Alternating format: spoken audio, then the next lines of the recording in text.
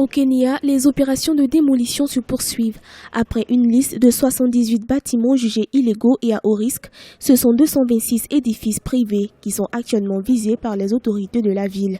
Le souvenir de l'effondrement d'un bâtiment survenu le 29 avril dans la banlieue de Nairobi, avec une dizaine de décès, reste encore présent dans les esprits. Pour les responsables chargés de l'aménagement et de la planification urbaine, des mesures doivent aujourd'hui être prises pour éviter ce genre de drame à l'avenir.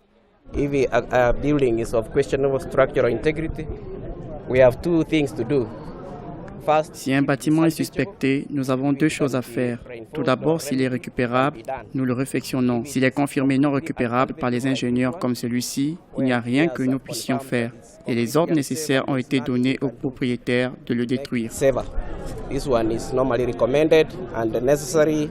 Pour l'heure, aucune mesure n'est encore prise pour reloger les citoyens dont les logements ont été démolis. C'est donc sans surprise que beaucoup se retrouvent dans les rues de Nairobi, la capitale kenyane.